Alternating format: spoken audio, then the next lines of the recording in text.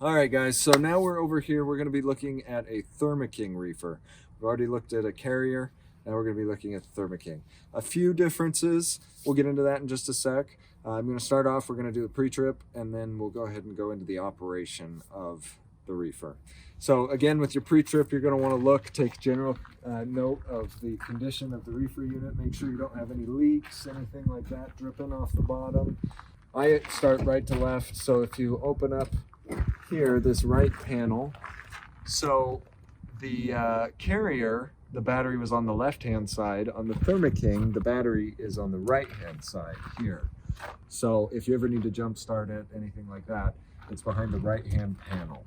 Then over here, so these handles are a little weird. You pull them out and then down, then it opens up. And you're going to be looking for two main things here.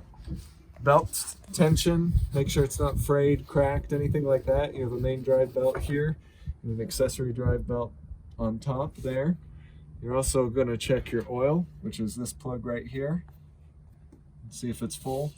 If it's ever low, you can always add some oil up here. But if it is low, go ahead and call outside service and just double check and make sure that they feel comfortable with you doing that. It's a little different than your truck. So those are the main things again to check here. Make sure everything's working, and you can go ahead and close that.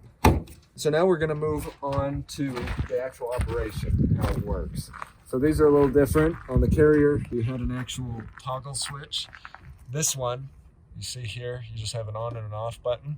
So we're just going to hit the on button. It's going to come on. So you have your on-off button. Over here you have the defrost button, and then this button here is where you'll go in to actually set your temperature profile. So now we're at the main screen. So it's showing the box temp here is 34 degrees, a set point of 45.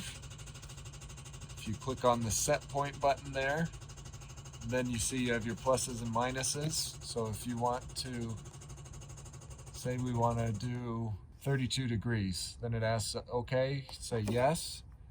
It's programming the new set point, and now it confirms that the new set point is 32 degrees. If you press that button, that's where you can select start, stop, and continuous. Right now it's called cycle mode. That's the start, stop.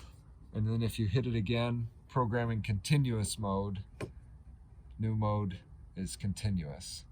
So this is just to switch between those two modes.